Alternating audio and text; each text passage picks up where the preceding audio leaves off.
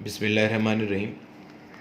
अच्छा मेरे बेटे, हम लोगों ने पिछली क्लासेस के अंदर जो चीज़ें हमने कवर कर ली थी, हम लोगों ने अपनी पिछली क्लासेस के अंदर अपना न्यूक्लियस का स्ट्रक्चर, न्यूक्लियस की शेप, न्यूक्लियस का साइज़, न्यूक्लियस की डेंसिटी, न्यूक्लियस के अंदर जो पार्टिकल्स हमारे पास रहते हैं, जैसे हमारे पास प्रोटॉन है, जैसे हमारे पास न्यूट्रॉन है, इनके मासेस, इनकी प्रॉपर्टीज़, आइसोटोप्स, आइसोटोन्स, आइसोबार्स, ये सब चीज़ें हम डिस्कस कर चुके हैं। ठीक है मेरा बेटा, अब हम लोग जो चीज़ स्टार्ट कर रहे हैं दैट इज़ रेडियो एक्टिविटी। अच्छा, रेडियो एक्टिविटी चूँकि एक बड़ा टॉपिक है तो मैंने इसको सब टॉपिक्स के अंदर डिवाइड किया हुआ है। ठीक है। अच्छा, जो मेरा आज का या पहला और मेरा कोर टॉपिक है जिसको मैं आज लेकर चलूँगा इंशाल्लाह पूरे लेक्चर के अंदर, वो मेरे पास इंट्रोडक्शन है। और इस इंट्रोडक्शन के अंदर हम लोग जिस एक क्वेश्चन को आंसर करने की कोशिश करेंगे, that will be the main cause of radio activity. Number एक, रेडियो एक्टिविटी है क्या, और नंबर टू जो हम आंसर करने की कोशिश कर रहे होंगे वो बेसिकली ये होगा कि कॉज ऑफ रेडियो एक्टिविटी क्या है, मतलब रेडियो एक्टिविटी क्यों हो रही है, रेडियो एक्टिविटी का क्या वजह है, कोई एलिमेंट रेडियो एक्टिव होता है, कोई एलिमेंट रेडियो एक्टिव नहीं होता, तो इसका क्या रीज़न है, क्या प्रॉब्लम है। ठीक है, ये सारी चीज़ें। अच्छा, इसके बाद जो मेरे पास मेरा बेटा वीडियो होगी उसके अंदर हम लोग इसके अंदर अल्फ़ा, बीटा और गामा इमेजेंस की बात करेंगे। ठीक है। उसके बाद वाली जो वीडियो होगी उसके अंदर इंशाल्लाह आपसे बात की जाएगी law of radio active DK के हवाले से बात करेंगे। ठीक है। अच्छा, अब मेरे पास मेरा बेटा यहाँ तक आपको एजेंडा क्लियर हो गया। हमने ये चीज़ें जो है ना वो लेके चलनी है और इस तरह चलना है। अब रेडियो एक्टिविटी हमारे पास है क्या, देखो भाई, आपके पास दुनिया में जितने भी एलिमेंट्स हैं, आपके पास दुनिया में जितने भी एलिमेंट्स हैं, या मैं कह देता हूँ आपके पास दुनिया में जितने भी न्यूक्लियाई हैं, इनको आप दो हिस्सों में कैटेगराइज कर सकते हो। एक आपके पास है अनस्टेबल न्यूक्लियस, दूसरा आपके पास क्या है, स्टेबल न्यूक्लियस। देखो, अनस्टेबल और स्टेबल से मुराद क्या है। देखो, अनस्टेबल से मुराद है कि वो न्यूक्लियस जिस हालत में है वैसा रहना नहीं चाहता। स्टेबल से मुराद है वो जैसा है वैसा ही रहना चाहता है। बिल्कुल सीधी सी डेफिनेशन हो गई।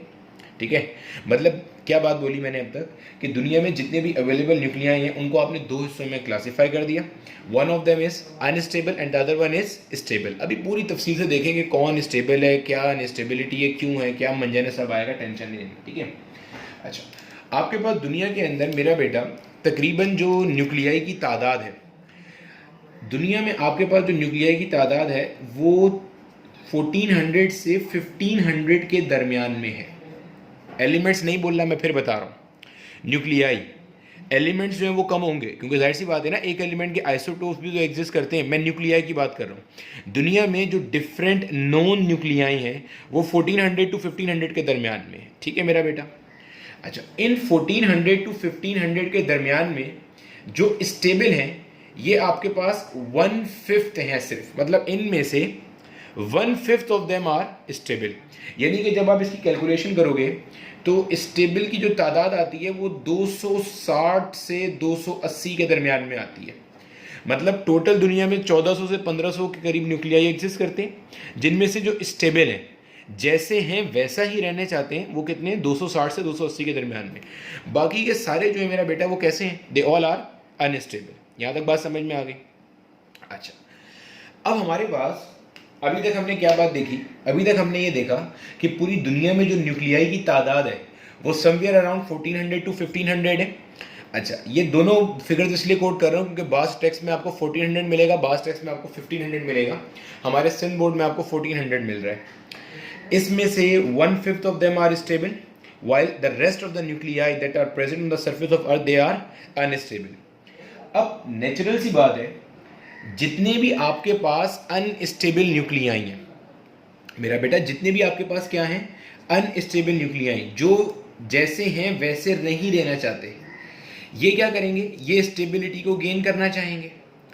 इन ऑर्डर टू गेन स्टेबिलिटी ये रेडिएशंस इमिट करते हैं। ये अपने अंदर से क्या इमिट कर रहे होते हैं, रेडिएशंस इमिट करते हैं। अभी सब समझ में आएगा, टेंशन नहीं लेना। रेडिएशंस इमिट करते हैं। कौन सी रेडिएशंस, अल्फा और बीटा एंड गामा रेडिएशंस। ठीक है मेरा बेटा।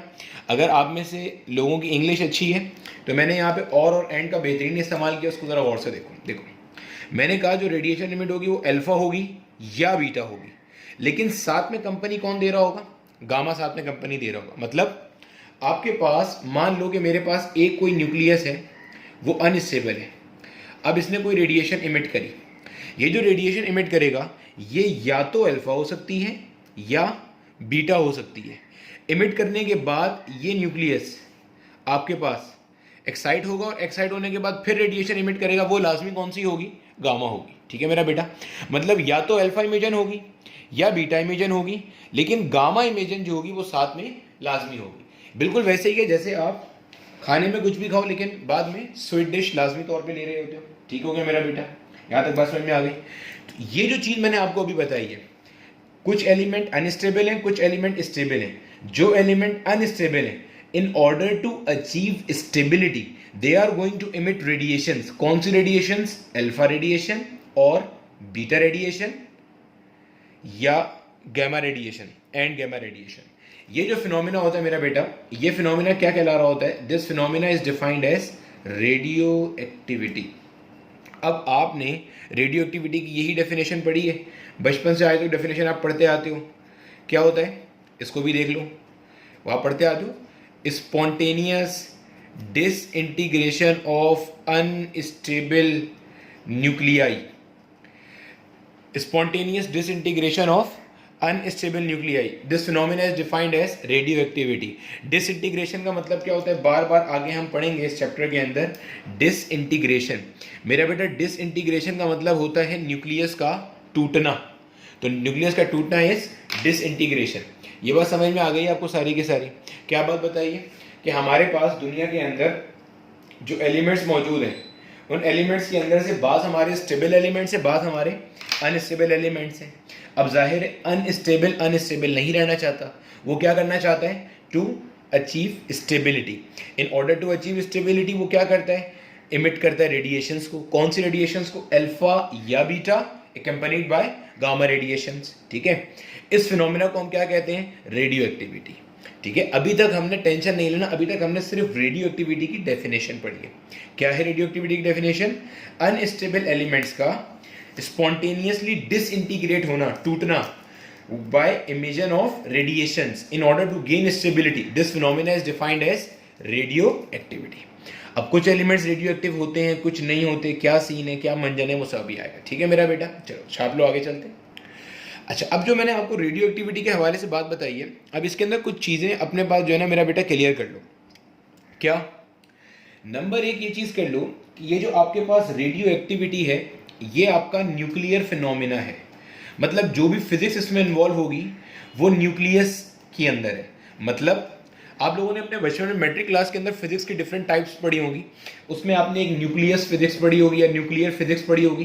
तो ये सारा पार्ट जो आपका होगा, इनफैक्ट अगर आप मेरी वीडियो लेक्चर की सीरीज को देखोगे तो मैंने इसको नाम क्या दिया हुआ है? न्यूक्लियर फिजिक्स का।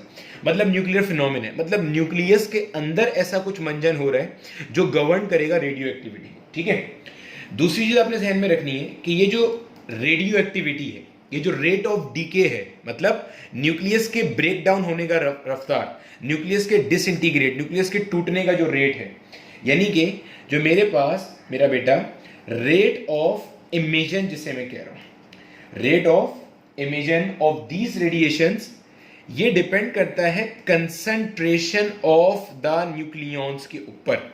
मतलब क्या बात बोली कि किसी भी न्यूक्लियस के अंदर कितनी अनस्टेबिलिटी है, किसी भी न्यूक्लियस के अंदर से किस रफ्तार से इमिशंस निकल रही हैं, रेट ऑफ इमिशंस क्या है इन रेडिएशंस का, ये डिपेंड करता है on the concentration of nucleons that are present in the nuclear. ठीक है मेरा बेटा, किस रफ्तार से इमिशंस हो रही हैं, किस रफ्तार से रेडिएशंस इमिट हो रही हैं, ज्यादा हो रही हैं, कम हो रही हैं, ये किस पे डिपेंड कर रहा है कि न्यूक्लियॉन्स कितने मौजूद हैं। डेफिनेटली वो डिसाइड करेंगे, अभी आगे हम देखेंगे कि अनस्टेबिलिटी कितनी ज्यादा या कम है। ठीक है, अच्छा आगे चलो। आप लोगों ने अपने बचपन में जब फर्स्ट ईयर केमिस्ट्री पढ़ी होगी, आपने ली चैटलियर प्रिंसिपल पढ़ा होगा। ली चैटलियर प्रिंसिपल ये कहता है कि आपका जो रिएक्शन है उसका आप टेम्परेचर चेंज कर दो, उसका आप प्रेशर चेंज कर दो, तो अल्टीमेटली वो जो रिएक्शन होता है वो या तो फॉरवर्ड डायरेक्शन में स्पीड अप हो रहा होता है या रिवर्स डायरेक्शन में स्पीड अप हो रहा होता है। यहाँ आप करोगे कि ये जो रिएक्शंस हैं, these reactions they are unaffected by physical conditions. ये जो फैक्टर्स हैं इनको अफेक्ट नहीं कर रही होती फिजिकल कंडीशन। मतलब आप टेम्परेचर चेंज कर दो, पहले 10 रेडिएशन निकल रही थी 1 सेकंड में, अब भी 10 ही रेडिएशन निकलेंगी 1 सेकंड में, या पहले 20 निकल रही थी अब भी 20 ही हैं। बेसिकली ये डिपेंड कर रहे होते हैं अनस्टेबिलिटी पे। आपके टेम्परेचर या फिजिकल कंस्ट्रेंट चेंज करने की वजह से, मेरा बेटा ध्यान में रखना, these reactions will not gate altered. ठीक है, तो अपने पास नोट करते हैं ना जो बताता है, they are unaffected by temperature, pressure और एनी अदर फिजिकल कंडीशन। ठीक है, अच्छा, चौथा और लास्ट पॉइंट, आपके पास जितना रेडियो एक्टिव सैंपल की कंसंट्रेशन ज्यादा होगी, कंसंट्रेशन ऑफ सैंपल जितना बढ़ाते जाओगे, मतलब 100 ग्राम के बजाय 500 ग्राम रखोगे, 500 के बजाय 1000 ग्राम रखोगे, तो अल्टीमेटली जो रेडिएशंस की इंटेंसिटी है, मेरा बेटा रेडिएशंस की क्या चीज है, इंटेंसिटी, वो भी क्या होगी, बढ़ेगी। मतलब 500 ग्राम वाले में से कम रेडिएशन आएंगी, ये वही पॉइंट है जो मैंने ऊपर दूसरे नंबर पे बताया था। और 1000 ग्राम वाले में से जो रेडिएशन आ रही होगी वो कैसी होंगी, ज़्यादा होंगी। ठीक है मेरा बेटा, यहाँ तक कोई मसला? क्या बात बताई मैंने? सिंपल जो रेडियो एक्टिविटी का फिनोमिना है उसकी चंद मोटी मोटी खसूसियात या करेक्टरिस्टिक्स मैंने आपको यहाँ डिफाइन करने की कोशिश करी है। मेरा बेटा एक करेक्टरिस्टिक्स हमने ये डिफाइन करी है कि ये न्यूक्लियर फिनोमिना है, सारी न्यूक्लियर फिजिक्स इसमें इन्वॉल्व है। एक हमने करा है कि जो रेट ऑफ इमिशन है that is totally dependent on the concentration of the nucleons that are defining the instability of the nucleus। फिर हमने देखा कि जो रिएक्शन है nuclear reaction that is unaffected by the physical condition, temperature, pressure वगैरह के लिहाज से। सिमिलरली कंसंट्रेशन ऑफ सैंपल बढ़ाते जाने से इंटेंसिटी भी क्या हो रही होगी, बढ़ती जा रही होगी। ठीक है मेरा बेटा, अच्छा आप आगे चलते हैं। अच्छा मेरे बेटे, हमने रेडियो एक्टिविटी देख लिया, हमने ये भी देख लिया कि इसकी कौन कौन सी मेजर प्रॉपर्टीज हैं। अब ये हमारा बेसिकली डिस्कवर कैसे हुई या इसमें क्या कहानी हमारे पास होती है उसको देखते चलते हैं। हमारे पास होता क्या है, हमारे पास यूरेनियम की एक सॉल्ट थी, हेनरी बेक्यूरेल साहब ने इस चीज़ को डिस्कवर किया था। इन्होंने किया क्या, इन्होंने यूरेनियम का सॉल्ट लिया और इस यूरेनियम के सॉल्ट को बड़े अच्छे से एक ब्लैक कलर के पेपर के अंदर रोल कर दिया। ठीक है, ये ब्लैक कलर का एक पेपर है, इसके अंदर अच्छे से रोल कर लिया। यूरेनियम जो है इसका एटॉमिक नंबर 92 होता है। ठीक है, मास नंबर 235, 238 भी होता है, 237 भी होता है, डिपेंडिंग ऑन कि आपने आइसोटोप कौन सा लिया हो। अच्छा, यूरेनियम का सॉल्ट लिया इन्होंने, ब्लैक पेपर के अंदर अच्छे से करा। यहाँ पे आगे इन्होंने एक अदद सिल्वर प्लेट कनेक्ट करी, ये सिल्वर प्लेट है जो आगे लगाई इन्होंने, और इन्होंने थोड़ा फासले के ऊपर एक फोटोग्राफिक प्लेट, वो होते हैं जिसमें हमारा एक्सरे वगैरह हम लोग लेकर आ रहे होते हैं, या जिसके थ्रू हम लोग वो जब कभी सोलर इक्लिप्स वगैरह होता है उसको देख रहे होते हैं, तो इन्होंने देखा कि यहाँ से ऐसा कुछ निकलता है जो हर दफ़ा आके फोटोग्राफिक प्लेट के ऊपर असरअंदाज होता है। बेक्यूरेल साहब ने क्या करा, बेक्यूरेल साहब ने 1896 के अंदर ये एक्सपेरिमेंट परफॉर्म किया। अच्छा एक चीज़ ध्यान में रखना, कई जगह पे ये लिखा मिलता है, मैं पढ़ता भी हूँ, हंसी भी आती है, लिखा मिलता है कि बेक्यूरेल साहब ने ये चीज़ जो डिस्कवर की थी ना, ये एक्सीडेंटली की थी। मेरा बेटा एक्सीडेंटली कुछ नहीं होता, ठीक है, लापरवाही से कुछ नहीं होता। अब जाहिर सी बात है, एक बंदा एक ही चीज़ में डूबा हुआ है, रिसर्च किया जा रहा है, एक तरह से करा, दूसरे से करा, आंसर नहीं आया, तीसरे से, चौथे से, पांचवें से, छठे से, at the end of day किसी एक एक्सीडेंटल अप्रोच से आंसर आ सकता है। लेकिन ऐसा नहीं होता कि अचानक से कुछ हुआ और सब एकदम से खुल के सब चौपट सामने आ गया, नजर आ गया। आज से पहले कितनी बार कितने लोगों के सर पे सेब, तरबूज, पता नहीं क्या क्या गिरा होगा, ठीक है, लेकिन Newton was the person who invented the law of gravity. ठीक है, तो बहरहाल वो एक अलग बहस है। तो इन्होंने क्या करा, इन्होंने यूरेनियम का सॉल्ट लिया, इसको अच्छे से ब्लैक पेपर में लपेट दिया। अब इन्होंने लाके इसको प्लेस करा और इसके बाद में सिल्वर प्लेट रखी और इसके बाद में फोटोग्राफिक प्लेट रखी। इन्होंने देखा कि फोटोग्राफिक प्लेट के ऊपर स्पॉट्स पाए गए, ऐसे स्पॉट पाए गए।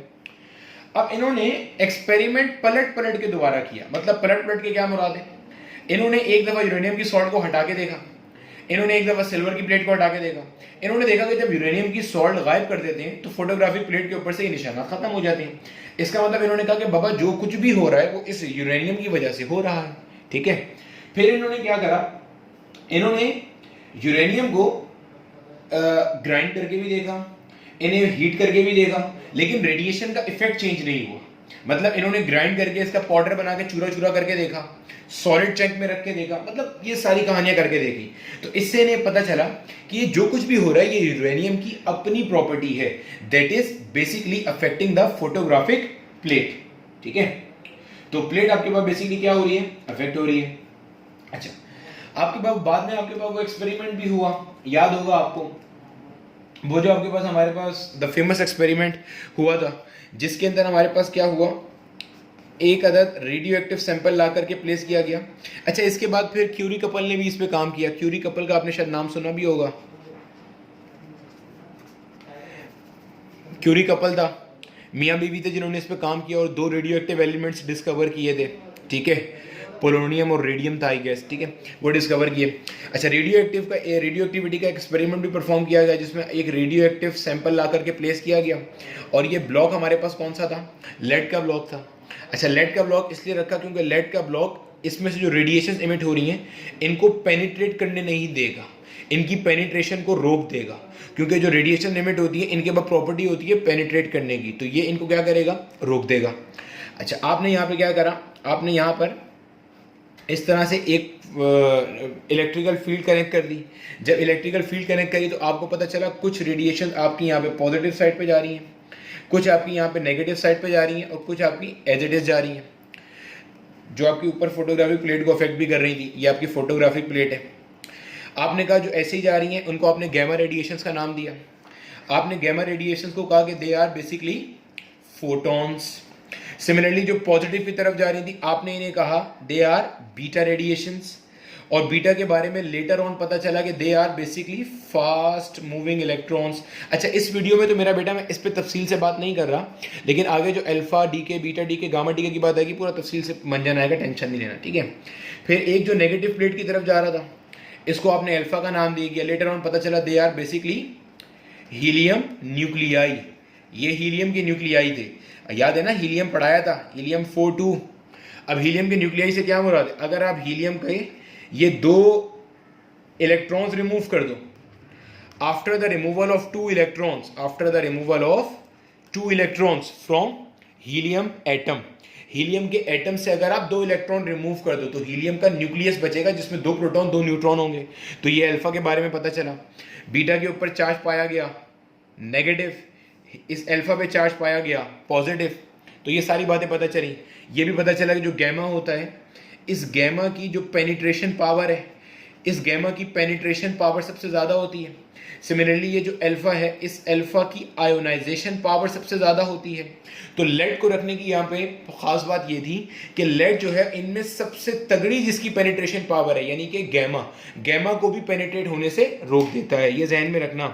मतलब आगे हम लोग न्यूक्लियर रिएक्टर भी डिस्कस करेंगे। आप में जितने लोगों ने न्यूक्लियर रिएक्टर पढ़ा है, तो मेरे बेटा न्यूक्लियर रिएक्टर में जो एक शील्डिंग इफेक्ट होता है ना, मेन कोर के इर्द जो आप शील्ड्स कनेक्ट करते हो उसमें लेड की शीटें भी लगाई जाती हैं। उन लेड की शीटें लगाने का काम ही यही होता है कि आपके पास जो गैमा रेडिएशंस है, उन गैमा रेडिएशंस को पेनिट्रेट करने से क्या हो जाए, रोक दिया जाए।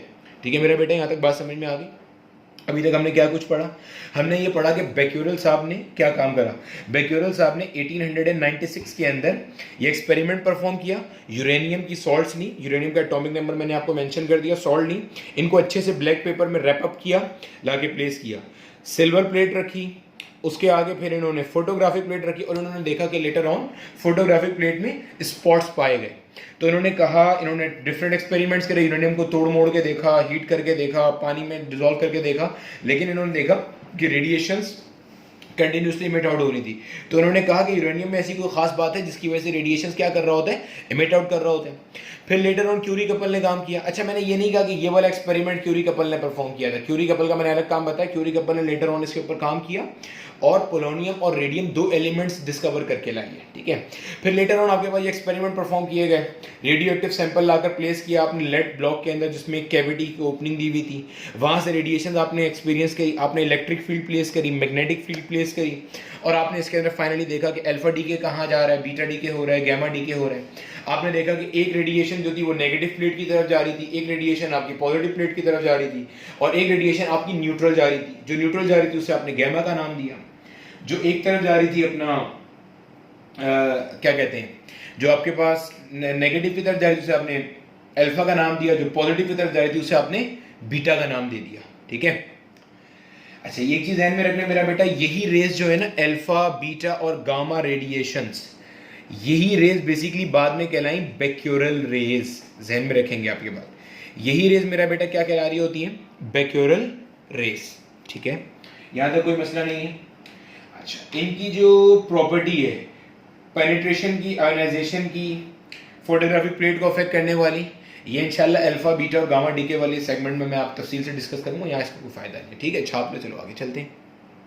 चलो मेरा बेटा, अच्छा अब हमारे पास जो हमारा आज की क्लास का मेन टॉपिक है ना, मेन थीम है, अभी तक हमने मेन रेडियो एक्टिविटी की डेफिनेशन देख ली, समझ में आ गई कि न्यूक्लियस टूट रहा है, रेडिएशंस आ रही हैं, कौन सी रेडिएशंस है, किसने डिस्कवर किया, क्या फिनोमिना है, किससे डील करता है, वो हमने देख लिया। अब हमारे पास जो मेन हमारा जो क्वेश्चन आता है ना जहन में, एक सवाल आता है एक नॉर्मल इंसान की, नॉर्मल ह्यूमन बीइंग के जहन में कि यार ऐसा क्यों है कि मैं देखता हूँ कि हाइड्रोजन का जो तीसरा आइसोटोप है, ट्राइटियम या ट्रीटियम जिसे हम कहते हैं, वो तो रेडियो एक्टिव है, लेकिन जो पहले दो आइसोटोप है प्रोटियम और ड्यूटीरियम वो नहीं है। सिमिलरली कार्बन में देखता हूँ कार्बन 14 जो है ये तो रेडियो एक्टिव है, लेकिन कार्बन 12 वो रेडियो एक्टिव नहीं है। सिमिलरली मैं देखता हूँ कि यार यूरेनियम तो रेडियो एक्टिव है, लेकिन मैं देखता हूँ बिस्मथ रेडियो एक्टिव नहीं है, मैं देखता हूँ एल्यूमिनियम रेडियो एक्टिव नहीं है। तो मतलब ऐसी क्या वजह है, ऐसी कौन सी प्रॉपर्टी है जो भाई ये तय करेगी। एक चीज़ ध्यान में रखिएगा मेरा बेटा, रट्टे नाम की ना कोई चीज़ नहीं होती है। अच्छा, आज पहली बार आपकी ज़िंदगी में एक और इंकिशाफ होगा, एंड दैट इंकिशाफ विल बी, आप लोगों ने जो आज तक रट्टा मारा हुआ है ना कि ऐसे तमाम एलिमेंट्स जिनका एटॉमिक नंबर ग्रेटर देन 83 है, they all are radio active. ये लाजमी है, मतलब रेडियो एक्टिव क्या ये लाजमी है कि 83 से नंबर बढ़ाना होना चाहिए? देखो पहले तो इसी मिथ का आंसर कर लेते हैं। बचपन से आज तक आपने पढ़ा होगा कि all such elements are radio active, all such elements are radioactive whose atomic number is greater than 83. yes they are radioactive, मैं एग्री कर रहा हूं, लेकिन क्या ये कंपलसरी है, क्या ये मैंडेटरी है? मतलब 83 से जिन एलिमेंट्स का एटॉमिक नंबर कम होगा क्या वो रेडियो एक्टिव नहीं हो सकते? बिल्कुल हो सकते हैं। मिसाल लो ना, एग्जांपल लो ना, देखो भाई आपके पास हाइड्रोजन है, ये रेडियो एक्टिव है। हाइड्रोजन का जो आइसोटोप है, जिसकी मैं भी मिसाल आपको दे भी रहा था, ट्राइटियम वाला आइसोटोप, ट्रीटियम नाम दे दो, जो नाम देने दो, ये रेडियो एक्टिव है। सिमिलरली कार्बन जो है, कार्बन का ये वाला आइसोटोप कार्बन 14 कहते हैं, जिसे हम कार्बन डेटिंग में यूज़ करते हैं। कार्बन डेटिंग तो समझते हो ना, कार्बन डेटिंग क्या है? एक प्रोसेस है जिसके अंदर हम फॉसिल की एज प्रिडिक्ट कर रहे होते हैं कि ये कितना साल पुराना है। जैसे हम डायनासोर वगैरह की एज प्रिडिक्ट करते हैं उनके फॉसिल की मदद से, तो वो बेसिकली कार्बन डेटिंग कर रहे होते हैं कि ये दरख्त इतने साल पुराना है, ये मंजन इतने साल पुराना है, ठीक है। तो अपने बात, अपने जहन को बिल्कुल, दिमाग के ढक्कनों को ना खुल के सुनना, समझ में आ जाएगी सारी बात, ठीक है। अच्छा, अब हमारे पास मेरा बेटा ये जो चीज़ है जो इस चीज़ को आंसर करती है कि आया आपके पास कौन सा एलिमेंट रेडियो एक्टिव है और कौन सा एलिमेंट रेडियो एक्टिव नहीं है, चलो देखते हैं। हमारे पास for atoms having for atoms having atomic number less than equal to 20। अब मेरा बेटा आपको मैं स्टेबिलिटी का क्राइटेरिया बताने जा रहा हूं। एक बात तो ये तय है कि वही एलिमेंट्स रेडियो एक्टिव होंगे, जाहिर सी बात है, जो एलिमेंट्स अनस्टेबल है। इतनी बात तो समझते हो ना मेरा बेटा, जो एलिमेंट आपका अनस्टेबल है वही एलिमेंट बेसिकली आपका क्या होगा? रेडियो एक्टिव होगा। ऐसा तो हो नहीं सकता कि एक एलिमेंट आपका स्टेबल भी हो और वो रेडियो एक्टिव भी हो। तो दो क्राइटेरिया हैं आपके पास, एक है ऐसे एटम्स के लिए जिनका atomic number less than equal to 20 है, दूसरा है ग्रेटर देन 20 के लिए, ठीक है। लेस देन के लिए हमारे पास क्या है कि जो न्यूट्रॉन है they should approximately be equal to protons. क्या बात बोली मैंने ये बोला ऐसे तमाम एलिमेंट्स जिनका एटॉमिक नंबर 20 है या इससे छोटा है, ये तब स्टेबल होंगे जब न्यूट्रॉन और प्रोटॉन की तादाद क्या होगी? बराबर होगी। अभी रीजन बताऊंगा, टेंशन नहीं लेना। तो अगर आप इसका रेशियो देखोगे ना, प्रोटॉन यहाँ मल्टीप्लाई हो रहा है, इधर आके क्या होगा? डिवाइड, तो यहाँ 1 बच जाएगा। तो इसी को बास किताबों में ऐसा लिखा मिलता है, neutron to proton ratio should be equal to 1। ये कैसे आया मेरा बेटा? प्रोटॉन के साथ यहाँ कुछ भी मल्टीप्लाई नहीं हो रहा है, इसका मतलब 1 है। प्रोटॉन को वहां से उठा के यहाँ ले आया। मतलब स्टेबिलिटी का पहला क्राइटेरिया क्या समझ में आया? या ऐसे एलिमेंट्स की स्टेबिलिटी का criteria that are having their atomic number less than equal to 20। ऐसे एलिमेंट तब स्टेबल होंगे जब न्यूट्रॉन और प्रोटॉन आपस में तकरीबन क्या होंगे? बराबर। मतलब 6 प्रोटॉन है 7 न्यूट्रॉन हो जाए, या 6 प्रोटॉन है 6 न्यूट्रॉन हो, या 7 प्रोटॉन है 6 न्यूट्रॉन हो जाए, तो ये एलिमेंट स्टेबल माने जाएंगे। मतलब तकरीबन बराबर हो, तकरीबन मैच कर रहे हो। ऐसे नहीं है एक 8 है एक 6 है, ठीक है, या एक 10 है एक 6 है, एक 4 है, एक 3, एक 4 एक 2 है, ये नहीं चलेगा, ठीक है। मतलब एक आधे का फर्क हो चलेगा, कोई टेंशन नहीं है। ये अभी रीज़न बताऊंगा क्यों ऐसा हो रहा है, ठीक है। फिलहाल ये समझते जाओ। अब हमने इसकी बेस के ऊपर जब हमने ये देखा कि है, तो हमने एक स्टेबिलिटी बेल्ट कंस्ट्रक्ट करना शुरू कर दी। अच्छा, अब ये स्टेबिलिटी बेल्ट क्या चीज़ है? स्टेबिलिटी बेल्ट मेरा बेटा सिंपल एक ग्राफ है जो हम ड्रॉ कर रहे होते हैं। ये ग्राफ हम लोग बेसिकली ड्रॉ करते हैं between number of neutrons and number of protons. अच्छा, स्टार्ट में हमने क्या देखा? स्टार्ट में हमने ये देखा, और से देखते हैं हम ये स्टेबिलिटी बेल्ट समझ गया ना, तो सब चीज़ें क्लियर हो जाएंगी। मैं यहाँ पे क्या कर रहा हूँ, एक इस तरह से लाइन ड्रॉ कर रहा हूँ, और अगर तुम देखोगे ना, ये लाइन जो है, ये लाइन इस पूरे को बाइसेक्ट कर रही है। बाइसेक्ट करने का मतलब आधा हिस्सा इधर है, आधा हिस्सा इधर है। ये लाइन जो है, इस लाइन के ऊपर जो भी एलिमेंट आएगा, इसका मतलब इसके नंबर ऑफ न्यूट्रॉन्स और नंबर ऑफ प्रोटॉन्स मेरा बेटा आपस में क्या है? बराबर। ध्यान में रखना ये बात, नंबर ऑफ न्यूट्रॉन्स और नंबर ऑफ प्रोटॉन्स आपस में क्या है? सेम है। ध्यान में रहेगी ये बात, number of neutron number of proton आपस में सेम है। मतलब अगर मैं यहाँ भी मार्किंग करता हूँ, तो इसका मतलब जितने यहाँ न्यूट्रॉन है उतने यहाँ पे प्रोटॉन है, ठीक है। अच्छा, यहाँ नीचे भी मार्किंग कर लेते हैं। ये 0 है, ये मान लो आपका 10 है, ये मान लो आपका 20 है, ये मान लो आपका 30 है। चलते गए, मान लो यहाँ पे कहीं पे आपका 80 आ गया, ठीक है। सिमिलरली यहाँ पे आपका 10 है, ये आपका 20 है। चलते गए यहाँ कहीं पे आपका 110 आ गया।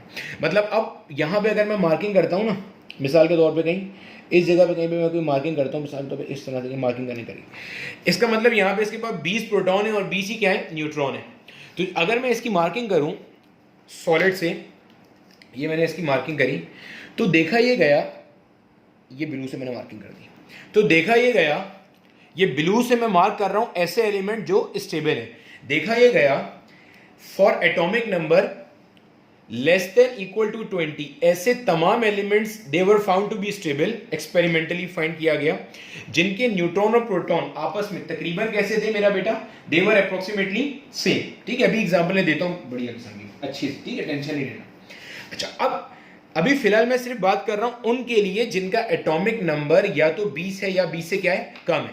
अब यहां पे अगर कोई एलिमेंट, अच्छे तरीके से सुनना, यहां पे अगर कोई एलिमेंट मेरा बेटा गौर से देखो, अगर कोई एलिमेंट यहां पे है या यहां है या यहां है या यहां है, अगर कोई एलिमेंट नीचे है ये भी अनस्टेबल है, कोई एलिमेंट ऊपर है वो भी क्या है? अनस्टेबल है। ज़हन में रहेगी ये बात, कोई एलिमेंट नीचे है वो भी अनस्टेबल है, कोई एलिमेंट ऊपर है वो भी क्या है? अनस्टेबल। अच्छा, यहाँ पे एक और चीज समझ लो अच्छे से, यहाँ पे एक और चीज समझ लो। देखो यहाँ पे एक मैं ग्राफ में एक और चीज समझाना चाह रहा हूँ।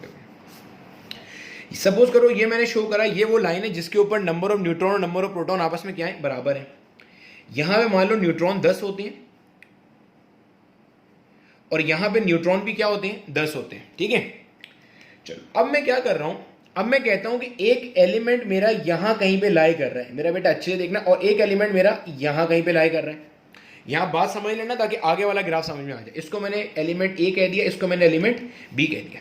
गौर से देखो, अब जो एलिमेंट ए है ये प्रोटॉन है इस एक्सिस पे, और इस एक्सिस पे क्या है? न्यूट्रॉन है। अगर मैं एलिमेंट ए को देखता हूं, मेरा बेटा गौर से देखो जरा, अगर मैं एलिमेंट ए को देखता हूं, गौर से देखो, एलिमेंट ए के पास प्रोटॉन तो इतने हैं ना, ये प्रोटॉन तो है एलिमेंट ए के पास, हाँ या ना, लेकिन जो न्यूट्रॉन है वो इतने हैं। गौर से देखो जरा, क्या बेटा बात है, ये देखो जरा, इस एलिमेंट ए के पास प्रोटॉन इतने हैं और न्यूट्रॉन इतने हैं। न्यूट्रॉन मान लो 2 होंगे, कोई प्रोटॉन कितने हैं? 10 है। तो क्या मैं कह सकता हूं एलिमेंट ए के पास प्रोटॉन ज्यादा हैं जबकि न्यूट्रॉन क्या है? कम है। समझ आया है? मैं फिर रिपीट कर रहा हूं विद दिस एलिमेंट बी। देखो, एलिमेंट बी के प्रोटॉन पढ़ने, एलिमेंट बी के प्रोटॉन पढ़ने, तो इधर आ जाओ, आओ, आ जाओ। कितने प्रोटॉन है इसके पास? 10 प्रोटॉन है। चलो 10 प्रोटॉन हो गए। समझ आया है कुछ? एलिमेंट बी के प्रोटॉन पढ़ने ना, ये एलिमेंट बी के प्रोटॉन, ये इधर। न्यूट्रॉन पढ़ने तो न्यूट्रॉन यहां कहीं पे आ रहे होंगे, और ये 10 से कैसे हैं? ज्यादा हैं। मान लो यहाँ कहीं पे 15 आ रहे हैं, तो मैंने कहा कि एलिमेंट बी के न्यूट्रॉन ज्यादा हैं और प्रोटॉन कैसे हैं? कम है। मेरे बेटा समझ आया है? ये रिपीट करके देख लेना, ना समझ में आया हो तो, वरना पूरा आगे ग्राफ ऊपर नीचे होता रहेगा। तो क्या जहन में रखोगे तुम जहन में ये बात इस तरह से रखोगे, भाई तू तो रुक जा एक जगह, जहन में इस तरह रखोगे, इस लाइन से नीचे, इस एरिया में, इस लाइन से नीचे जितने एलिमेंट्स होंगे वहां प्रोटॉन ज्यादा होंगे, न्यूट्रॉन कम होंगे। इस लाइन से ऊपर जितनी चीजें होंगी वहां न्यूट्रॉन ज्यादा होंगे और प्रोटॉन कैसे होंगे, कम होंगे। जहन में रखना है अपने ये बात, ठीक है। अभी तक हमने क्या देखा, अभी तक हमने ये देखा मेरा बेटा, ये बात समझ लेना, अभी तक हमने ये देखा कि for elements having atomic number less than equal to 20, ऐसे तमाम एलिमेंट्स के लिए हमने देखा कि न्यूट्रॉन और प्रोटॉन आपस में कैसे होने चाहिए थे, सेम होने चाहिए थे। तो हमने एक ग्राफ बना लिया, उसको मैंने यहाँ ब्लू से शो किया हुआ है। जितने एलिमेंट्स इस स्टेबिलिटी बेल्ट, स्टेबिलिटी कर्व पे लाई किए, हमने कहा कि ये तमाम एलिमेंट्स वो हैं, दे आर स्टेबल। और अगर कोई आगे पीछे आ रहा है, मतलब जैसे मैंने आपको यहाँ पे दिखाया, जैसे मैंने आपको यहाँ पे दिखाया, यहाँ दिखाया, ये चूंकि स्टेबिलिटी बेल्ट से नीचे आ रहे हैं, ये स्टेबिलिटी बेल्ट से नीचे आ रहे हैं, यहाँ पे प्रोटॉन ज़्यादा होंगे, न्यूट्रॉन कम होंगे, जो कि अनस्टेबिलिटी है। ये यहाँ पे न्यूट्रॉन ज़्यादा होंगे, प्रोटॉन कम होंगे, फिर अनस्टेबिलिटी है। ठीक है मेरा बेटा, यहाँ तक बात समझ में आ गई। फिलहाल आपने क्या देख लिया कि ऐसे तमाम एलिमेंट्स जो कि जिनका आपके पास, जो हमारे पास, जिनका एटॉमिक नंबर हमारे पास या तो 20 है या 20 से कम है, ऐसे तमाम एलिमेंट्स के अंदर न्यूट्रॉन और प्रोटॉन आपस में कैसे होने चाहिए थे, सेम होने चाहिए थे। नहीं थे तो वो अनस्टेबल थे। अच्छा, अब इनकी कुछ एग्जांपल देख लो जल्दी से। देखो भाई एग्जांपल, अबे भाई क्या हो गया। अच्छा एग्जांपल देखो जरा मेरा बेटा। एग्जांपल में दो एग्जांपल तो मैंने आपको अभी अभी दी थी। मैंने आपको एक एग्जांपल दी थी हाइड्रोजन की, हाइड्रोजन का ये जो आइसोटोप है हमारा, ठीक है। एक एग्जांपल ले लो यहाँ पे, ये अनस्टेबल है। अभी बताया क्यों अनस्टेबल है, जरा इसके प्रोटॉन देखो। इसके अंदर प्रोटॉन एक है, यहां से पता चला एक प्रोटॉन है। और इसके न्यूट्रॉन देखो, ऊपर वाले में से नीचे वाले को माइनस कर दो, 3 - 2, ठीक है। तो मेरा बेटा ये बात नजर आ रही है, इसके न्यूट्रॉन दो में, प्रोटॉन कितना है, एक है। तो ये आपके पास इसमें क्या है, अनस्टेबिलिटी आएगी। 2 न्यूट्रॉन है, 1 प्रोटॉन है, ठीक है। अभी तुम्हें खुद समझ में आ जाएगा कि ऐसा क्यों हो रहा है। मतलब ऐसा क्यों होने से मुराद ये है कि हमारे पास ऐसा क्यों है कि न्यूट्रॉन के ज़्यादा होने से या प्रोटॉन के ज़्यादा होने से अनस्टेबिलिटी आ क्यों नहीं है, वो भी तुम्हें थोड़ी देर में समझ में आएगा। अच्छा, अब स्टेबल एलिमेंट देखो, जो हीलियम है, हीलियम के अंदर हमारे पास ये होता है, इसके हमारे पास 2 प्रोटॉन है और 2 ही क्या है, न्यूट्रॉन है। सिमिलरली हमारे पास कार्बन है, कार्बन 12 6 है, इसमें हमारे पास 6 प्रोटॉन है, 6 ही क्या है, न्यूट्रॉन है। सिमिलरली हमारे पास नाइट्रोजन है, नाइट्रोजन 14 7 है, इसमें हमारे पास 7 प्रोटॉन है, 7 ही क्या है, न्यूट्रॉन है। ये हमारे पास स्टेबल चल रहे हैं सारे। सिमिलरली हमारे पास और कौन सी एग्जांपल ली जा सकती है, और तुम एग्जांपल दे सकते हो, मतलब बहुत सारे हैं यार। हाइड्रोजन की, प्रोटियम की एग्जांपल ले लो, वो स्टेबल एलिमेंट है। अब आपके पास सिमिलरली कैल्शियम की एग्जांपल कंसीडर कर सकते हो यार। कैल्शियम है, 20 प्रोटॉन है, 20 न्यूट्रॉन है, स्टेबल एलिमेंट में जाता है। अब अनस्टेबल कौन कौन सा है, एक तो मैंने आपको यहीं पे एग्जांपल दे दी, और कौन सी एग्जांपल ले सकते हो, और मैंने एग्जांपल दी थी कार्बन 14 की एग्जांपल देख लो जरा। कार्बन 14 में भी यही सीन है। कार्बन 14 में आपके पास 6 प्रोटॉन है, 8 क्या है, न्यूट्रॉन है, अनस्टेबल है, ठीक है। तो अभी तक आपने क्या चीज नोट करी मेरा बेटा, अभी तक आपने ये चीज नोट करी, ठंडे दिल से जरा रिवीजन कर लो, कि ऐसे तमाम एलिमेंट्स जिनका एटॉमिक नंबर 20 या 20 से कम है, तो ऐसे तमाम एलिमेंट्स तब स्टेबल पाए गए जब प्रोटॉन और न्यूट्रॉन आपस में या तो बराबर थे या करीब करीब थे, ठीक है। अगर दूर दूर हो जाएंगे तो अल्टीमेटली अनस्टेबिलिटी आ जाएगी। और हमने देखा कि स्टेबिलिटी बेल्ट से नीचे भी अनस्टेबल है और स्टेबिलिटी बेल्ट से ऊपर भी क्या है, अनस्टेबल है। स्टेबिलिटी बेल्ट से नीचे प्रोटॉन ज्यादा हो जाते हैं, न्यूट्रॉन कम हो जाते हैं। स्टेबिलिटी बेल्ट से ऊपर न्यूट्रॉन ज्यादा हो जाते हैं, प्रोटॉन कम हो जाते हैं। मैं ये वाली बात फिर एक बार बता देता हूं, उसके बाद फिर हम आगे चलेंगे कि ऐसा हो क्यों रहा है। देखो इधर गौर से देखो, ये मेरे पास स्टेबिलिटी कर्व है, ये वो लाइन है जिसके ऊपर प्रोटॉन और न्यूट्रॉन बराबर है।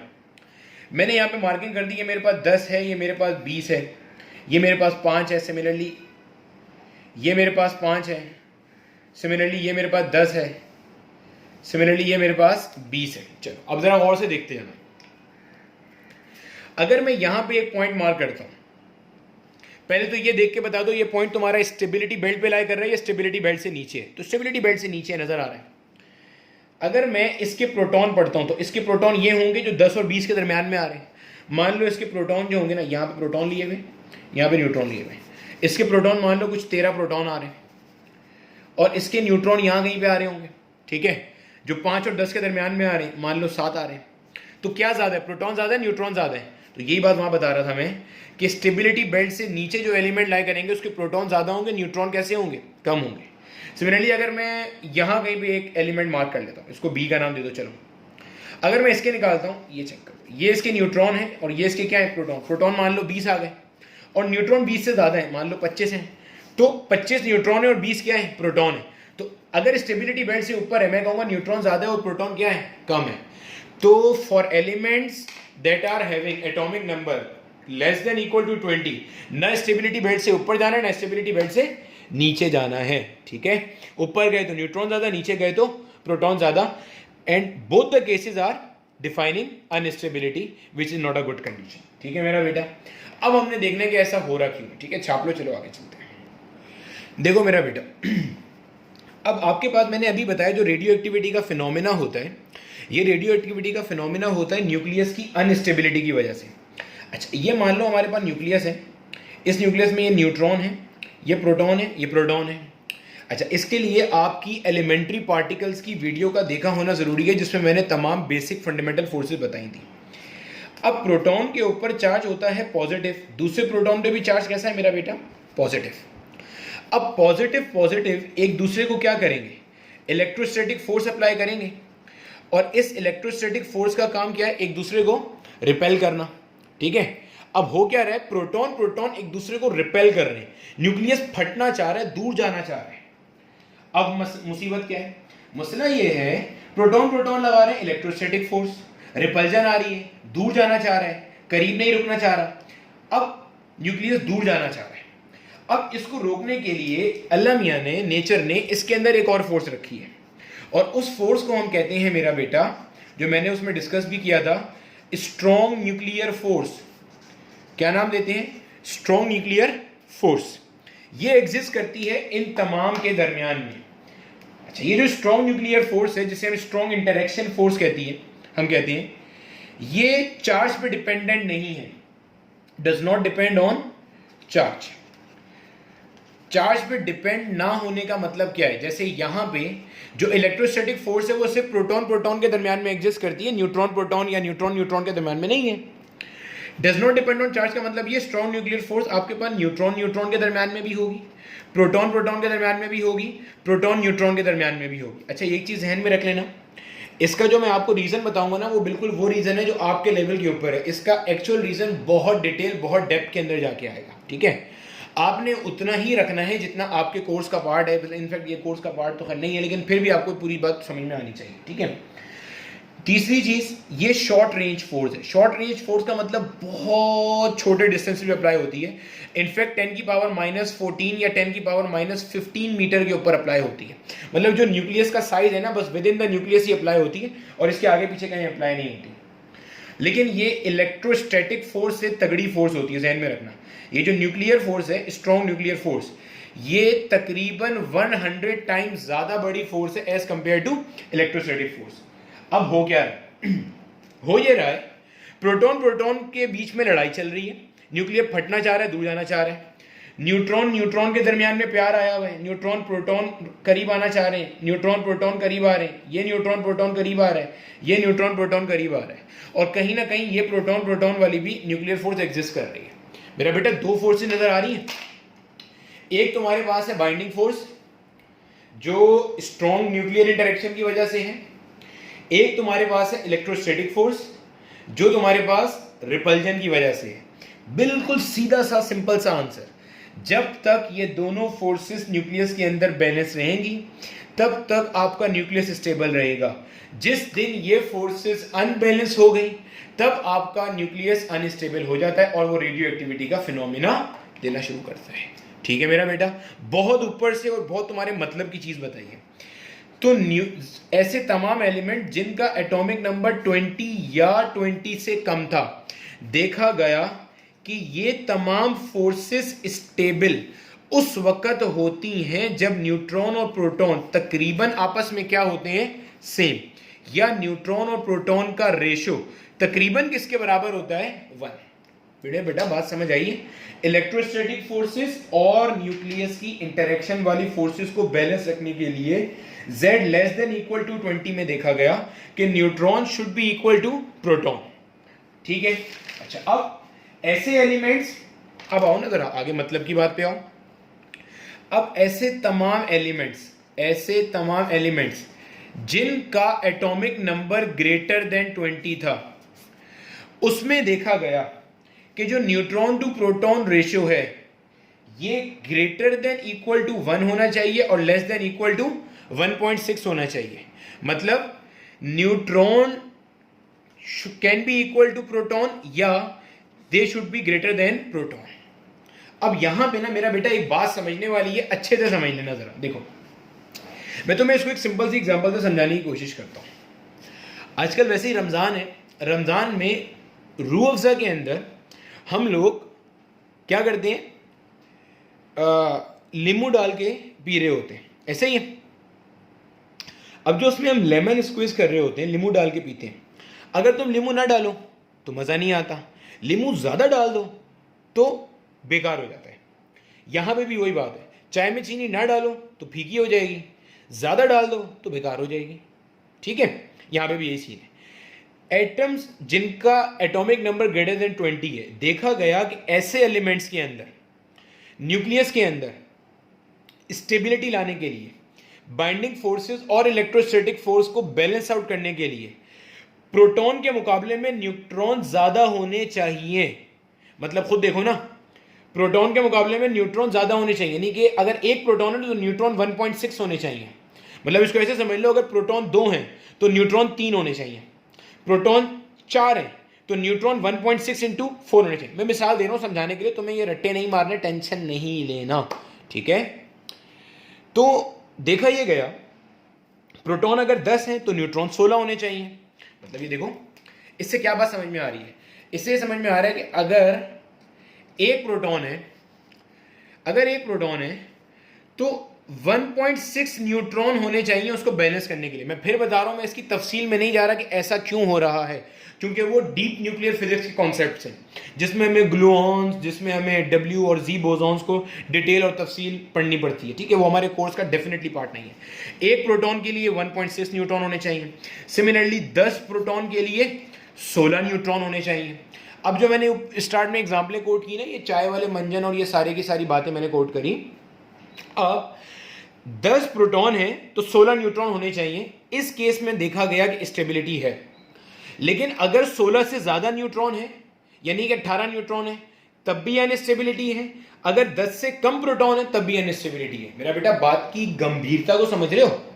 मतलब ऐसे एलिमेंट्स जिनका एटॉमिक नंबर 20 से ज्यादा है, पहली बात तो ये स्टैब्लिश कर लो कि इसके न्यूक्लियस में स्टेबिलिटी को लाने के लिए प्रोटॉन से न्यूट्रॉन थोड़े से ज्यादा होंगे। न्यूट्रॉन प्रोटॉन के मुकाबले में थोड़े से क्या होंगे? ज्यादा होंगे, लेकिन ये थोड़ा सा डिफाइन है। क्या डिफाइन है? Neutron to proton ratio should be lying somewhere between 1 and 1.6, इनके दरमियान में होना चाहिए। इससे बड़ा हो गया यानी कि न्यूट्रॉन ज्यादा हो गए।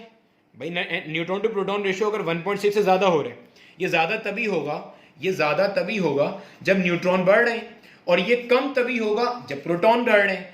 ना 1.6 से एक्सीड करना चाहिए, चाहे मीठी ज्यादा हो जाएगी, ना 1 से कम होना चाहिए, प्रोटॉन ज्यादा हो जाएंगे, चाहे फीकी रह जाएगी। मेरा बेटा बात समझ में आ रही है? 2 पॉइंट्स क्लियर कर लेना, मैं फिर रिपीट कर रहा हूं। ऐसे एलिमेंट्स जिनका एटॉमिक नंबर 20 से बड़ा है, हमने एक्सपेरिमेंटली इवेल्युएट करा कि उनकी स्टेबिलिटी के लिए एक बात तो तय है कि number of neutrons were greater than number of protons, लेकिन ये ग्रेटर डिफाइन था कि कितने ज्यादा होंगे। तो हमने एक खिड़की सेट कर दी, एक विंडो सेट कर ली कि neutron to proton ratio should be lying somewhere between 1 and 1.6। हाँ, अगर 1.6 से ज्यादा होते हैं, इसका मतलब न्यूट्रॉन जितने ज्यादा होने चाहिए थे उससे भी बढ़ रहे हैं, और अगर इससे कम होते हैं तो इसका मतलब प्रोटॉन की तादाद क्या हो रही है? बढ़ रही है, और न्यूट्रॉन कम होते जा रहे हैं। मेरा बेटा समझ आया? पल्ले पढ़िए ये बात यहां तक, ठीक है? चलो छाप लो, आगे चल रहे हैं।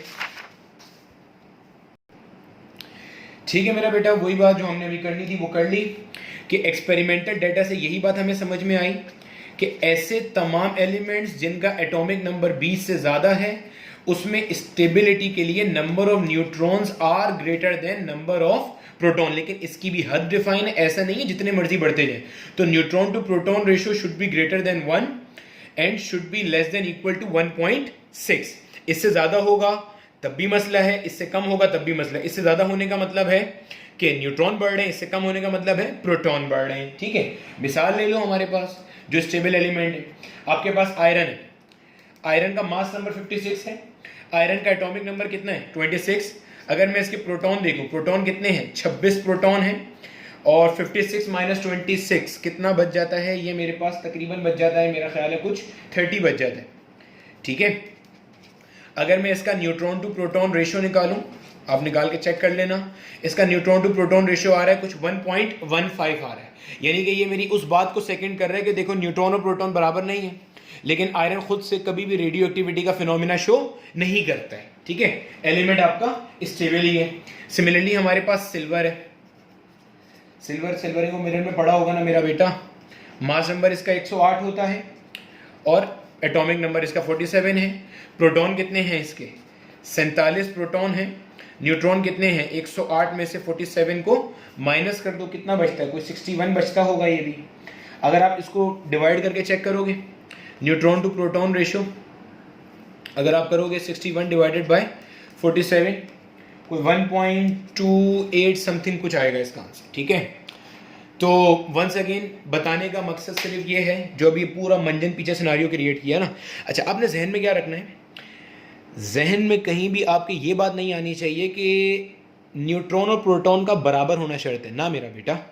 शर्त है binding forces of the nucleus, that is the strong interaction of force of the nucleus should balance out, should cancel out the electrostatic forces that are prevailing within the nucleus। हाँ, जब ये बैलेंस हो जाए, अब balance हो जाए neutron के ज्यादा होने से, बैलेंस हो जाए न्यूट्रॉन के बराबर होने से, हमारा मसला ही नहीं है इसमें कोई। ठीक है मेरा बेटा, चलो अब इसी को स्टेबिलिटी बेल्ट पे लेकर चलते हैं जरा। ठीक है मेरा बेटा, अभी जो हमने बात की अब उसी चीज को मैं लेकर आ रहा हूँ। मैंने भी आपको जो स्टेबिलिटी बेल्ट दिखाई वही चीज यहाँ पे आ रही है। ये मेरे प्रोटॉन है, ये मेरे न्यूट्रॉन है। अच्छा, स्टार्ट के अंदर ना स्टेबिलिटी बेल्ट हमने यही वाली प्रेडिक्ट की थी जो मैंने आपको दिखाया था। इसका एंगल कभी कभार पूछ लेता है, जहन में रखना कि इसका जो एंगल है ना वो 45 डिग्री है, क्योंकि बिल्कुल बाइसेक्ट कर रहा है। इस पे आपके प्रोटॉन और न्यूट्रॉन बराबर हैं। तो जब तक आपका एटॉमिक नंबर मास नंबर 20 था तब तक तो सॉरी मास नंबर नहीं, एटॉमिक नंबर 20 था, वहाँ पे तो आपकी ये स्टेबिलिटी बेल्ट कामयाब है। मतलब वहाँ पे तो ऐसा है कि जो स्टेबल एलिमेंट्स हैं वो इसी के ऊपर मिल रहे हैं। लेकिन उसके बाद आपकी स्टेबिलिटी बेल्ट जो है ना वो कहीं यहाँ पे इस तरह जाना शुरू हो गई। ये आपकी स्टेबिलिटी बेल्ट है बाद में। अच्छा, फाइनली आपके पास जो आखिरी स्टेबल एलिमेंट मिलता है ना मेरा बेटा, आखिरी स्टेबल एलिमेंट आपको मिलता है, जहन में रखना, ये जो आखिरी स्टेबल एलिमेंट मिलता है, ये आखिरी स्टेबल एलिमेंट आपको मिलता है 83 के ऊपर। जहन में रखना ये बात, last stable element Z greater then 20 के ऊपर जो लास्ट स्टेबल एलिमेंट हमें मिलता है, ये मिलता है Z इक्वल्स 83 के ऊपर, और ये हमारे पास बिस्मिथ है। ठीक है मेरा बेटा, जहन में रखना ये बात। और इसका सिंबल है ये, इसका मास नंबर है 209 और इसका एटॉमिक नंबर क्या है 83। तो अब आपके जहन में आ जाना चाहिए वो जो बचपन से आज तक आपने एक मिथ सुनी थी ना, मिथ क्या मिथ थी कि for Z greater than 83 all the elements are radio active. तो उसका रीजन ये है कि 83 के बाद से जितने भी एलिमेंट्स हैं सबका रेशियो चूंकि न्यूट्रॉन टू प्रोटॉन रेशियो चूंकि उस खिड़की से बाहर चला जाता है, कहीं पे प्रोटॉन बढ़ जाते हैं कहीं न्यूट्रॉन बढ़ जाते हैं, चूंकि उस विंडो से बाहर चला जाता है। ठीक है, तो इस वजह से हम कहते हैं कि for all the element that are having their atomic numbers greater than 83 they are bound to be radio active. उसका रीजन ये नहीं है कि उनका एटॉमिक नंबर 83 से ज्यादा होगा, उसका रीजन ये है कि उसका न्यूट्रॉन टू प्रोटॉन रेशियो उस खिड़की से बाहर जा रहा है। ठीक है मेरा बेटा, ध्यान में रहेगी ये बात। और ये जो आपका बाय द वे ये जो इसका है, इसका न्यूट्रॉन टू प्रोटॉन रेशियो भी मैंने कैलकुलेट किया था और वो कुछ 1.52 आ रहा होता है, जो कि वेल हमारी रेंज के अंदर ही है। यही वजह है कि बास टीचर्स पढ़ाते हुए जो न्यूट्रॉन टू प्रोटॉन रेशियो है उसको 1 और 1.5 भी लिखवा देते हैं, जो कि डेफिनेटली गलत है। गलत इसलिए कि बिस्मत का 1.52 है, तो 1.6 शुड बी देयर, नॉट 1.5। ठीक है मेरा बेटा, जहन में रखना ही बात। तो बोंगी मार देते हैं जैसे हम मार लेते हैं अक्सर बोंगी। अब क्या चीज़ है मेरा बेटा, जहन में रखना, जो जो एलिमेंट इस स्टेबिलिटी बेल्ट के ऊपर आएगा, इस स्टेबिलिटी बेल्ट पे आएगा, वो तमाम एलिमेंट्स जो एलिमेंट इस स्टेबिलिटी बेल्ट पे आएंगे वो बेसिकली वही होंगे जिनका न्यूट्रॉन टू प्रोटॉन रेशियो 1 और 1.6 के बराबर है, वो इस स्टेबिलिटी बेल्ट वाले। अगर कोई इससे नीचे आ रहा है वो भी अनस्टेबल है, इससे ऊपर आ रहा है वो भी क्या है, अनस्टेबल है। अब अगर मुझसे कोई सवाल पूछे, ये जो मैंने रेड वाली लाइन बनाई है, ये लाइन वो है जिसमें न्यूट्रॉन टू प्रोटॉन बराबर है। अगर मैं यहां पे एक कोई पॉइंट मार्क कर दूं, ये वाला पॉइंट, सर ये जो मैंने पॉइंट मार्क करा है, क्या ये एलिमेंट स्टेबल है या अनस्टेबल? मेरा बेटा ये एलिमेंट अनस्टेबल है। क्यों? मैंने आपको बताया इस लाइन पे, ये लाइन स्टेबिलिटी बेल्ट का पार्ट सिर्फ तब तक थी जब तक के atomic number was less than 20, तब तक तो फोर्सेस बैलेंस हो रही थी ना। देखो इस पे आना शर्त नहीं है, मैंने अभी बताया, शर्त ये नहीं है कि न्यूट्रॉन और प्रोटॉन बराबर हो जाए, शर्त ये है कि फोर्सेस बैलेंस हो जाए। देखा गया कि atomic number less than equal to 20 के लिए फोर्सेस तब बैलेंस हो रही थी जब न्यूट्रॉन प्रोटॉन बराबर थे, उसके बाद फोर्सेस तब बैलेंस हो रही थी जब न्यूट्रॉन प्रोटॉन से ज्यादा थे। ठीक है, तो अब ये अगर चपड़गंजू यहां पे आ रहा है तो इसका मतलब ये चूंकि इस बेल्ट से ये जो चीज होती है ना, ये स्टेबिलिटी बेल्ट है आपकी, ये स्टेबिलिटी बेल्ट से नीचे आ रहे हैं, इसका मतलब इसके जो प्रोटॉन है वो ज्यादा होंगे और इसके न्यूट्रॉन इसके मुकाबले में कैसे हो जाएंगे, कम हो जाएंगे। मतलब जितने न्यूट्रॉन होने चाहिए थे उसके मुकाबले में कम हो जाएंगे। सिमिलरली अगर कोई एलिमेंट यहां पे आ रहा है, इसके अंदर न्यूट्रॉन ज्यादा हो जाएंगे जितने होने चाहिए थे उससे ज्यादा। मेरा बेटा बात समझ आई है? देखो मैं फिर समझाता हूं मिसाल से, मिसाल के तौर पे लो, यहां पे इस जगह पे तुमने देखा कि मिसाल के तौर पे इस जगह पे इसके न्यूट्रॉन है लेट्स से 50, इसके प्रोटॉन है 50, बराबर है। सर बराबर है तो ये स्टेबल क्यों नहीं है? मेरा बेटा इसलिए क्योंकि ये एलिमेंट है z ग्रेटर देन 20 वाला। अब z ग्रेटर देन 20 वाले के लिए हमने ये चीज देखी है, in order to balance out the electrostatic and strong nuclear forces number of neutrons should be greater than number of protons. तो वो तो नहीं है यहाँ पे, वो इसका एलिमेंट यहाँ कहीं पे होगा जो स्टेबल वाला है, इतने होने चाहिए थे, अब वो नहीं है।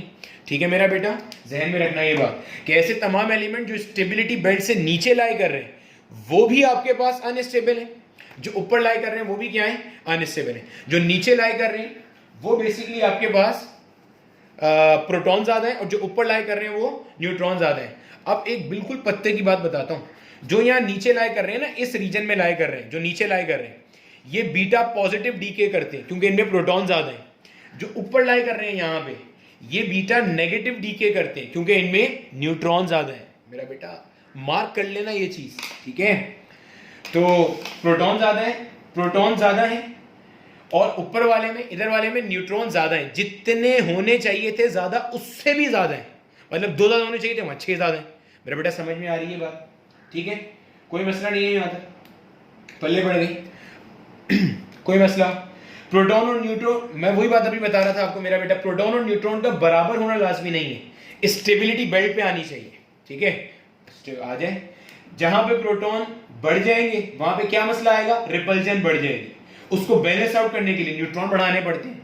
जैसे जैसे आप z ग्रेटर देन 20 पे जा रहे हो वहां क्या हो रहा है, प्रोटॉन बढ़ रहे हैं, वहां पे रिपल्जन क्या हो रही है, बढ़ रही है। तो उसको बैलेंस आउट करने के लिए न्यूट्रॉन ज्यादा ठूसने पड़ रहे हैं।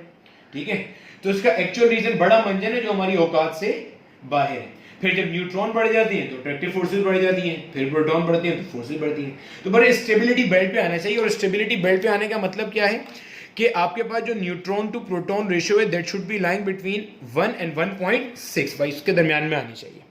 मेरा बेटा यहां तक बात समझ में आ गई है सारी की सारी? ठीक है, अब यहां पे एक और खूबसूरत सी बात समझ लो और उसके बाद बस हम इस लेक्चर को एंड करते हैं। देखो अब स्टेबिलिटी बेल्ट दोबारा, ये मेरे पास न्यूट्रॉन टू प्रोटॉन बराबर वाली बेल्ट है जिस पे हमें स्टार्टिंग में z इक्वल्स 20 तक में फायदा मिला। इसके बाद से हमारी ये बेल्ट कुछ इस तरह से गई और 83 तक हमारी ये बेल्ट जाती है। उसके बाद से तो सारे ही रेडियो एक्टिव हैं। अब देखो गौर से देखना जरा, ये जो मैंने ब्लू से शो किया ना मेरा बेटा, ब्लू से जो लाइन शो करी है, इस ब्लू से शो की हुई लाइन को हम कहते हैं स्टेबिलिटी बेल्ट। क्या नाम देते हैं इसे हम मेरा बेटा, स्टेबिलिटी बेल्ट। अब स्टेबिलिटी बेल्ट के अंदर neutron to proton ratio should be greater than equal to 1 और should be less than equal to 1.6। ठीक है, ये बात भी समझ में आ गई हमें। अब जितने एलिमेंट इससे नीचे लाई कर रहे हैं, गौर से देखना, जितने एलिमेंट इससे नीचे लाई कर रहे हैं इनका प्रोटॉन ज्यादा है, मतलब जितने होने चाहिए उससे ज्यादा है, ठीक है। अगर न्यूट्रॉन टू प्रोटॉन में प्रोटॉन ज्यादा है, गौर से देखो जरा, अगर न्यूट्रॉन टू प्रोटॉन में प्रोटॉन ज्यादा है तो ये ओवरऑल रेशियो आपका कम हो रहा है या बढ़ रहा है? कम हो रहा है। देखो मेरा बेटा, मिसाल समझो, मिसाल से बात को समझने की कोशिश करो। देखो इधर देखो, मान लो मेरे पास एक एलिमेंट इधर है, ये 20 वाला पॉइंट है, ठीक है। मान लो एक एलिमेंट इधर है, जो एलिमेंट इधर है इसके न्यूट्रॉन 20 है, प्रोटॉन भी 20 है, तो मान लो इसका मेरे पास आ गया, इस न्यूट्रॉन टू प्रोटॉन रेशियो आ गया 1। अब एक एलिमेंट स्टेबिलिटी बेल्ट से नीचे इधर कहीं लाई कर रहा है, ठीक है, तो इसके प्रोटॉन तो 20 ही होंगे, लेकिन न्यूट्रॉन, अबे न्यूट्रॉन तो 20 यहां है ना, न्यूट्रॉन यहां तो 20 नहीं होंगे, यहां मान लो 10 होंगे, ठीक है। अब अगर मैं इस यहां वाले का न्यूट्रॉन टू प्रोटॉन रेशियो निकालता हूं, गौर से देखो जरा, तो इसके न्यूट्रॉन है 10 और इसके प्रोटॉन कितने 20, ये कितना बना 0.5 बना। तो बताने का मकसद ये था कि आइडियल से न्यूट्रॉन टू प्रोटॉन रेशियो कम हो गया। तो अपने पास ज़हन में रखना, ऐसे तमाम एलिमेंट जो स्टेबिलिटी बेल्ट से नीचे लाई करेंगे इनका न्यूट्रॉन टू प्रोटॉन रेशियो कम होता है, जितना होना चाहिए उससे क्या होता है, कम होता है। वही बात जो अभी पढ़ाई, जब प्रोटॉन बढ़ते जाएंगे तो आप यहां पीछे जा रहे हो, तो न्यूट्रॉन टू प्रोटॉन रेशियो 1 से कम होता जा रहा है। और अगर यहां कहीं पे लाई कर रहे हैं, मतलब न्यूट्रॉन बढ़ रहे हैं, तो न्यूट्रॉन टू प्रोटॉन रेशियो इससे आगे जा रहा है, मतलब न्यूट्रॉन टू प्रोटॉन रेशियो बढ़ा हुआ है। बात समझ आई है? देखो, न्यूट्रॉन टू प्रोटॉन रेशियो ऐसा होना चाहिए कि स्टेबिलिटी बेल्ट पे ले आए। अगर neutron to proton ratio, proton बढ़ रहे हैं तो न्यूट्रॉन टू प्रोटॉन रेशियो कम हो रहा है, बेसिकली यहां आ रहा है। अगर न्यूट्रॉन बढ़ रहे हैं तो न्यूट्रॉन टू प्रोटॉन रेशियो बढ़ रहा है। जिनकी मैथ्स अच्छी उन्हें समझ में आ रहा होगा न्यूमरेटर डिनोमिनेटर को देखकर ही। अगर न्यूट्रॉन बढ़ रहे हैं, न्यूमरेटर बढ़ रहा है, तो न्यूट्रॉन टू प्रोटॉन रेशियो बढ़ रहा है। अगर प्रोटॉन बढ़ रहे हैं, न्यूट्रॉन टू प्रोटॉन रेशियो घट रहा है, नीचे जा रहा है। अब आपने कुछ भी नहीं करना, ठीक है। तो अब पूरे लेक्चर का कंक्लूडिंग सेंटेंस, मेरा बेटा रेडियो एक्टिविटी कुछ भी नहीं, radio activity neutron to proton ratio को बैलेंस करने का एक तरीका है। रेडियो एक्टिविटी क्या है? न्यूट्रॉन टू प्रोटॉन रेशियो को बैलेंस करने का एक तरीका है, दैट्स इट। रेडियो एक्टिविटी क्या है? न्यूट्रॉन टू प्रोटॉन रेशियो को बैलेंस करने का तरीका। देखो, जिनके प्रोटॉन ज्यादा हैं उनका न्यूट्रॉन टू प्रोटॉन रेशियो क्या है? कम है। तो रेडियो एक्टिविटी में बीटा पॉजिटिव डी के अभी हम पढ़ेंगे, इसके जरिए न्यूट्रॉन टू प्रोटॉन रेशियो कम था, बढ़ेगा, बढ़ के स्टेबिलिटी बेल्ट पे आएगा। जब न्यूट्रॉन ज्यादा है, बीटा नेगेटिव इमिजन करते हैं, तो न्यूट्रॉन टू प्रोटॉन रेशियो ज्यादा था, इमिजन्स के बाद न्यूट्रॉन टू प्रोटॉन रेशियो कम हुआ, फाइनली कहां आएगा? Stability belt. मेरा बेटा समझ आए?